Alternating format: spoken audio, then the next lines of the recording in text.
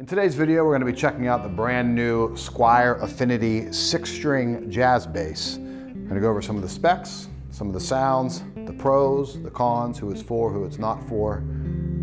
It's a cool bass. Let's check it out.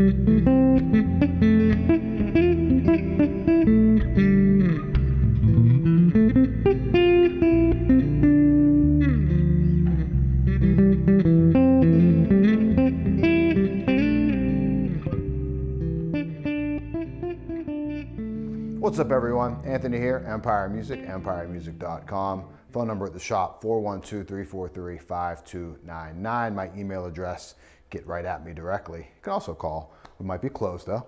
It's just anthony@empiremusic.com, super easy. Checking out today, the Squier Affinity Jazz Bass 6. It's not a bass 6, it's a 6-string jazz bass. Don't confuse the two things, they're very, very different. I guess they're not that different, but I think they're different. At least to me they are as a bassist. It's a cool bass. It's like, at the time of filming this, it's $329. So everything moving forward that we're gonna talk about here in this video, because I will call out some, I guess, I don't even wanna call them negatives because I'm gonna say it one more time. Maybe we'll flash it up on the screen big. It's $329. That's it.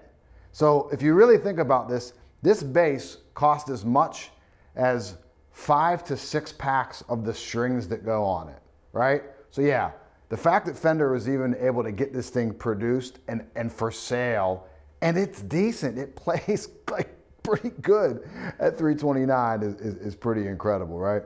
But it's been a while since we did a Squier video. It's actually some of our biggest draws or viewership numbers on some of the Squier stuff, because I think it's interesting. Everyone wants to kind of figure out how they can cheat the system and get a really nice bass sound from a lower level instrument.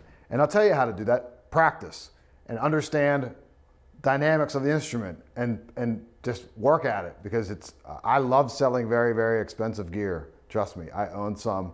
We're in business for selling some.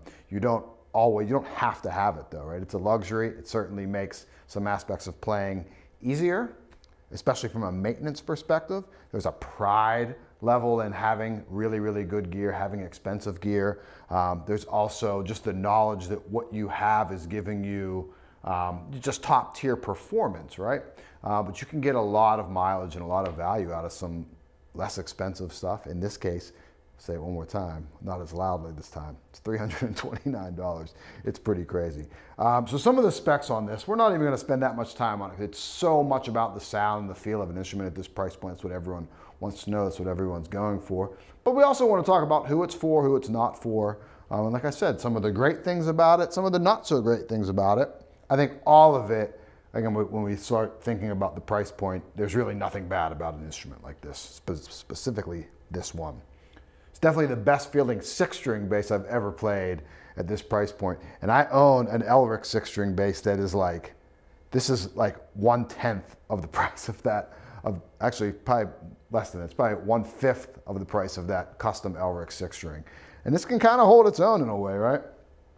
So poplar body. It's got a cool like black metallic finish on it. Looks great. Alnico Squier pickups in it. Nothing fancy. Gets the job done though. It's enough tone out of them. You get kind of your prototypical jazz bass sound out of it. We'll go through some of the soloing the pickups in playing it in unison. It's got a laurel fretboard on it. It's like a C neck, I'm gonna call it, but it's pretty slim by the time you spread that out over, you know, obviously the 6 strings. And it's like a 2-inch nut width here, but again, it's a 6 string. So all that stuff to me, it just feels like kind of, to me, narrow string spacing for a 6 string, as I think my Elric might be 19 millimeter spacing across that. So it's really got a really big neck. This is really comfortable to me. And then, like I said, laurel fretboard. The big thing here, well, 2 big things. They put the string tree on it. It's great to have because it helps kind of take that break angle backwards, specifically on this B string. That helps get a pretty decent sounding B string on this. And it's 34 scale, which, you know, isn't always my favorite sounding B string.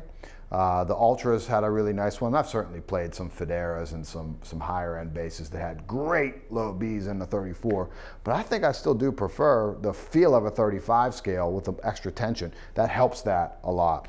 But this was the hot topic on the Ultra 2 videos, that they had the graphite reinforced necks in it. They had the graphite rods in the neck. This actually, they put graphite in this neck to help keep it stable, which answers not really answers anything, but it solves why I didn't have to do much setup to this at all. I tuned it up out of the box. I put about, I don't know, a 1/4 turn on it, and it's pretty dialed in. I think it's playing probably as good as it's gonna get. Is this gonna play like a Federa or my Elric or an F bass? No, it's not. It is so vastly in a different category price range wise, but it plays really, really good. It gets a little bit, I think the action is where I currently have it. It's a little higher than I'd like up top here, but down low, it's actually playing really, really good. But we get up, you know, at that neck joint where it's tough to get the action super low on an instrument like this. There's only one real con that I found with it, and that was on the setup. So you had to go through this middle section of the string tree. Now they have it cut out to get into the truss rod access there. But it was a little tough getting the tool back out of it because this was kind of in the way. Not a big deal at this price point. I would certainly not say that's a detriment to getting it if you're thinking about something like this. So that being said, who's this bass for, right? Who's it not for first? You're a beginner player. Like, I'm not gonna show some entry-level player like, here, low B, high C. It's going to confuse you for the rest of your life when you move over to a 4-string, you know? That's just not what I'm going to do. Plus, physically, it's a demanding instrument. Any 6-string is not, that's not specific to this instrument.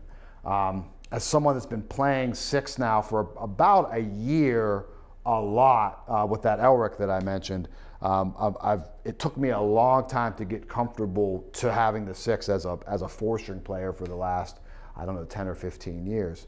But I'm getting there. I'm starting to get more comfortable on an instrument like that or an instrument like this. So I wouldn't recommend it for like your beginner player. But who's it for? If you are a bassist out there, you've never experienced the 6-string, or you have minimal experience on a 6-string, you don't own a 6-string bass, they're a lot of fun to play. Definitely the higher register, some of the chordal work, just the extended range of the high C, not even thinking low B. If you're going from 4 right to 6, so you got the 2. If you're going from 5, where you have the low B up to the high C, you're extending the range there as well. So it's at that price point though. If you don't like it, like, so what? I mean, I'm not going to say that $330 isn't much, but like, you can have a 6-string bass now in your arsenal if you want to access some of those sounds, right? And let's get into some of those sounds. So in that intro there, I had a little looper going. One of my tunes that I have is like one little section of a tune that it's funny because I wrote it on 6-string. So when this came in and I was doing the video, I was like, oh, cool. I know I have like a piece that I can use as a looper to kind of showcase some of the dynamic range of the instrument from a range perspective, not necessarily from a feel perspective. We're going to get into that now. So there's a looper down there, which we're not going to use yet. And then there's a reverb pedal, which we're also not going to use right now, a little MXR reverb set 2. It's on spring, kind of a long spring reverb on that. But let's dig into some of just the sounds of it. So wide open, it's really prototypical jazz bass stuff. We'll kind of dwell in bass player territory, so to speak, not all the way up here, right? Although we'll get there. So everything wide open, full tone, volume, volume. And it is typical 3-knob jazz bass setup.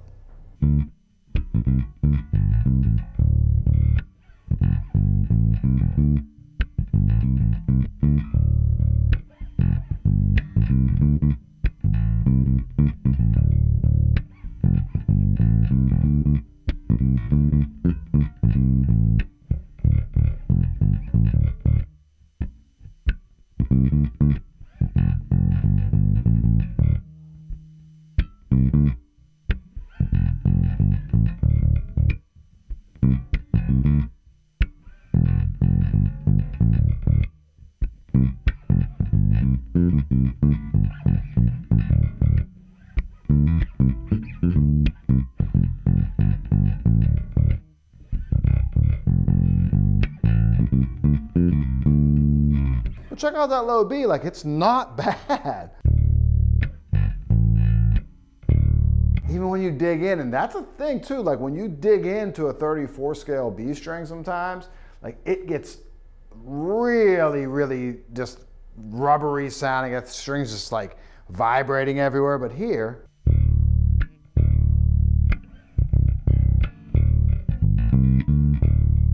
like it's more than acceptable. I mean, it's good.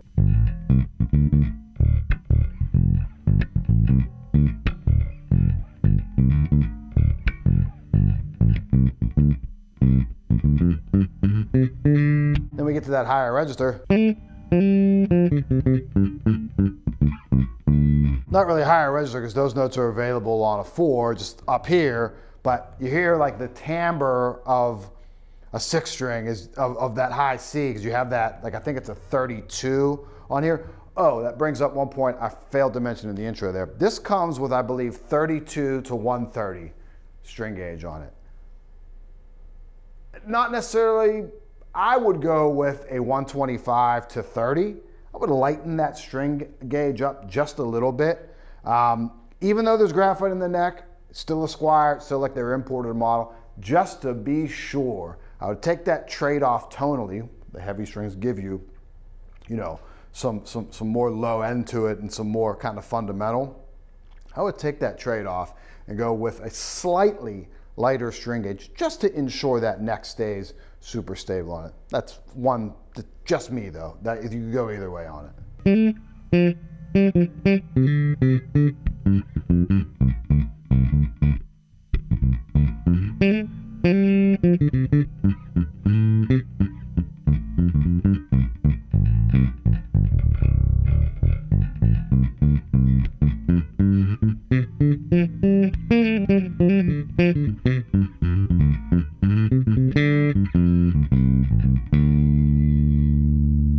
And what's cool is you have the access to that upper range, and we start getting into some chord work there too.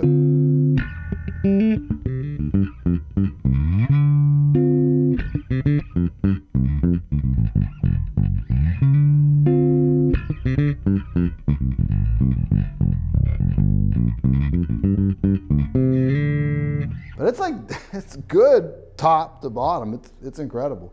Just front pickup, so we'll kind of get into a little bit of that P-bass territory. We're gonna really get this one in real time here, guys.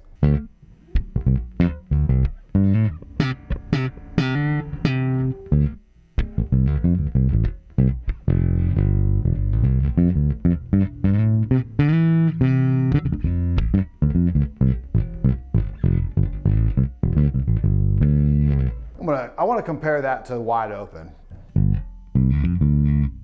It's better wide open. I mean, if my just visceral reaction to that is like, I don't love.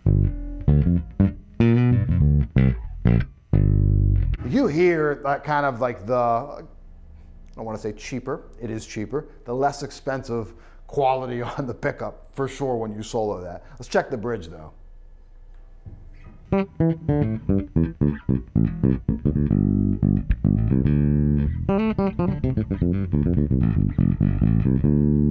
That's actually not bad.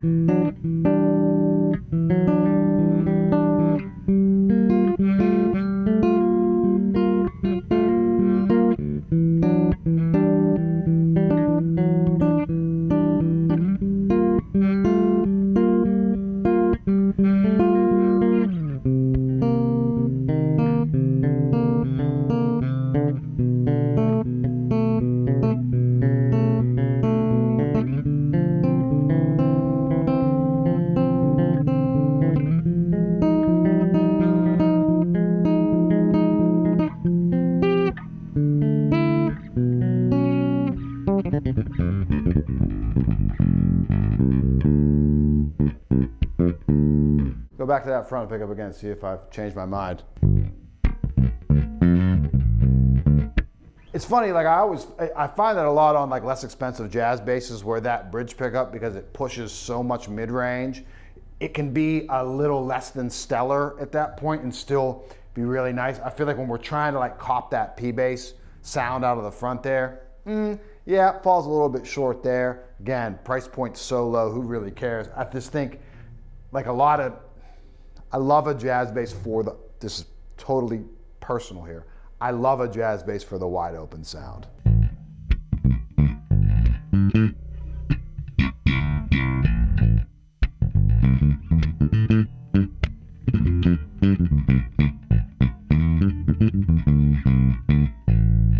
So we're gonna stick with it wide open for right now, right? And that loop I had at the beginning, right? So it's just some chords.